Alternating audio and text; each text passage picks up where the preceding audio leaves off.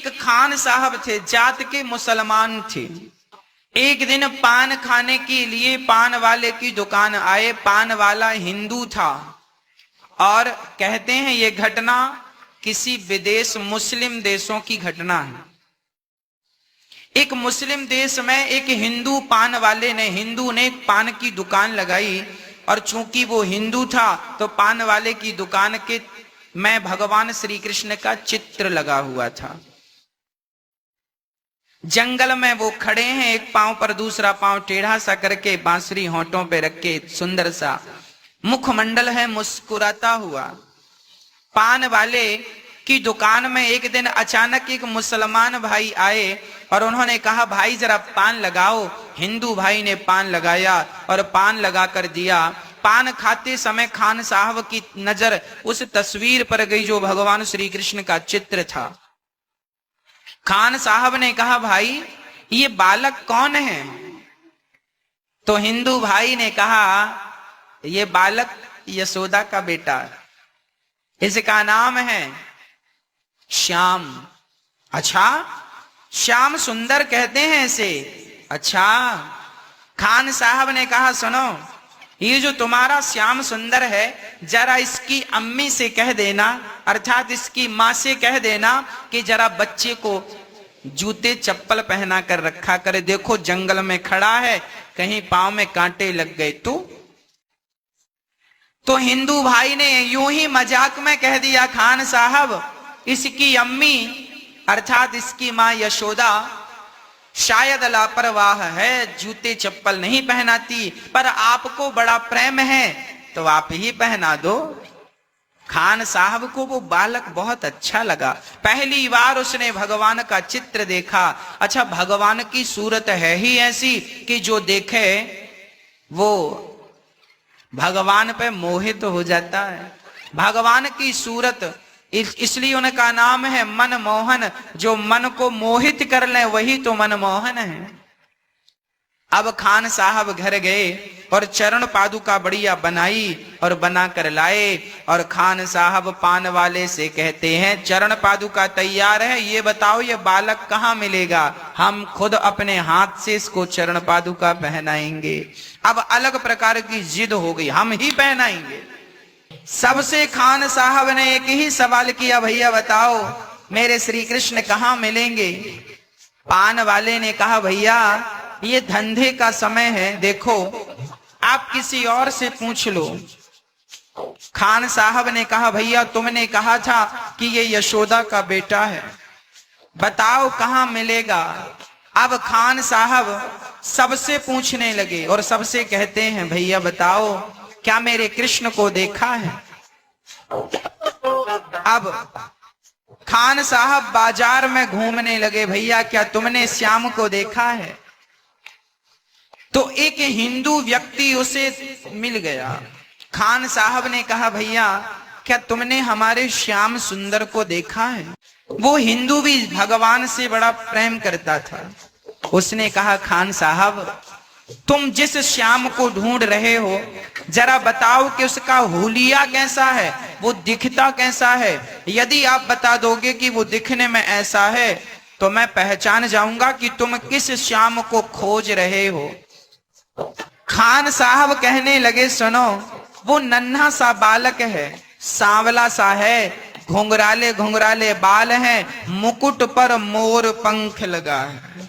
जब ये बात कहा खान साहब ने, वो हिंदू भाई समझ गया कि भैया अब मुझे समझ में आ गया तुम किसे ढूंढ रहे हो। हाँ हाँ बताओ। तो वो हिंदू बोला सुनो भैया तुम जिसका पता पूछ रहे हो वो वृंदावन बिहारी लाल हैं। तुम भारत जाओ और वृंदावन में वहां जाकर श्याम सुंदर से मिल लेना। ठीक है। उस समय पानी के जहाज चलते थे। खान साहब भगवान की चरण पादुका लेकर चले, पानी के जहाज में बैठे और वो भारत आए, वहां से वो वृंदावन आए और वृंदावन में किसी से पूछा, भैया ये श्याम सुंदर कहाँ मिलेंगे? तो वृंदावन के ब्रजवासियों ने कहा, भैया यहाँ तो बहुत सारे बच्चों के नाम श्याम सुंदर हैं, तुम्हें कौन से श्याम सुंदर से मिलना है? तब उसने कहा, जिसकी माँ का नाम यशोदा और पिता का नाम नंद बाबा है, हमें उस श्याम सुंदर से मिलना है। अच्छा, तो उन्होंने सीधा वृंदावन में बिहारी जी के मंदिर में खान साहब को भेज दिया। अब बढ़िया छोटी सांकरी गलियों से होते हुए जब खान साहब बिहारी जी के मंदिर में पहुंचे और आज मंदिर को देखा, उनकी सारी अभिलाषाएं पूरी हो गईं। उनको खुशी का ठिकाना नहीं था, आज मेरा यार मिलेगा और मैं अपने हाथ से चरण पादुका पहनाऊंगा। इतने दिन की यात्रा में खान साहब ने पेट भर भोजन नहीं किया था, पेट भर पानी नहीं पिया था, हर क्षण बस कृष्ण का चिंतन था, मेरे श्याम सुंदर मिलेंगे, मैं चरण पादुका पहनाऊंगा। और जब वृंदावन आए और बिहारी जी के मंदिर में प्रवेश करने लगे तो वहां के पुजारियों ने रोक दिया, खबरदार बाहर बैठो, अंदर क्या करने जा रहे हो? खान साहब ने कहा, मैं अपने यार से मिलने आया हूं। पुजारियों ने कह दिया, तुम जात के मुसलमान हो, इसलिए तुम्हें प्रवेश नहीं दिया जाएगा, बैठो। तो खान साहब ने बड़ी नम्रता से कहा, जब नहीं मिलने दिया गया तो खान साहब जब अंदर ना जा सके तो उन्होंने मन में तसल्ली रखी, कोई बात नहीं मेरे यार, मैं अंदर नहीं आ सकता तो कोई बात नहीं, तू बाहर आ सकता है। सीढ़ियों पे बैठे बैठे रात हो गई, कोई नहीं आया। खान साहब बस हर पल ना तो आज उन्होंने पानी पिया है, ना तो आज भोजन किया है, बस दर्शन की अभिलाषा लिए बैठे हैं खान साहब। एक ही आस है, बस कृष्ण मिल जाए, बस और कोई चाहत नहीं। उन्हें लगा अब रात हो गई, पट बंद हो गए, भक्त सब चले गए, अब मंदिर में दो लोग थे, या तो भगवान या तो भक्त।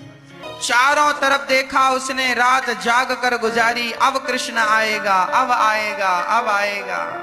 चारों तरफ देखा, कोई नहीं। तब आवाज आई, आने का एहसास हुआ। तभी खान साहब ने नजर झुकाई तो खान साहब के पास ही श्री कृष्ण बैठे थे, श्याम सुंदर बैठे थे। खान साहब ने देखा तो भगवान की वही सूरत थी जो पान वाले की दुकान में तस्वीर में भगवान दिख रहे थे, सेम वैसे ही थे, हूबहू वही, वही सांवला रंग, वही घुंघराले बाल, वही मोटी मोटी सी आंखें, कजरीली सी आंखें। आज जब श्याम सुंदर को देखा, खान साहब गदगद हो गए, वाह प्रभु, मुझे विश्वास था आप आएंगे जरूर। चारों तरफ शांति थी। भगवान को उठाकर बहुत लाड़ लड़ाया, भगवान को हृदय से लगाकर खान साहब ने भगवान को बहुत प्यार किया। तब कहा, प्रभु लाओ आपके चरण मैं आपको पादुका पहनाऊं। और जैसे ही चरण उठाया तो भगवान के चरणों में कांटे चुभे थे, रक्त गिर रहा था, छाले पड़े थे। खान साहब रोने लगे, मुझे जिस बात का डर था वही हुआ, आपके पांव में इतनी चोट कैसे लग गई? तब भगवान ने कारण बताया कि मेरे पांव में चोट क्यों लगी। क्या कहा खान साहब ने? बड़े भाव से चरण पादुका पहनाकर भगवान को हृदय से लगाया और भगवान से निवेदन किया, प्रभु आपकी यही बाकी झांकी, आपकी ये सुंदर सी मनमोहनी सी सूरत मेरे हृदय में ऐसी बस जाए कि प्रभु कभी निकले ना। भगवान बोले, खान साहब आप ही बताओ कि मैं आपको कौन सा वरदान दूं, आप मुझसे क्या चाहते हैं? तो खान साहब ने कहा, प्रभु आपकी ये मोहनी सूरत, मनमोहक सूरत मन से चित्त से कभी निकले ना। 24 घंटे में आपके चरणों का चिंतन करता रहूं, आपकी ये सुंदर सी छवि निहारता रहूं, आप मेरे मन मंदिर में बस जाओ, बस यही प्रार्थना है।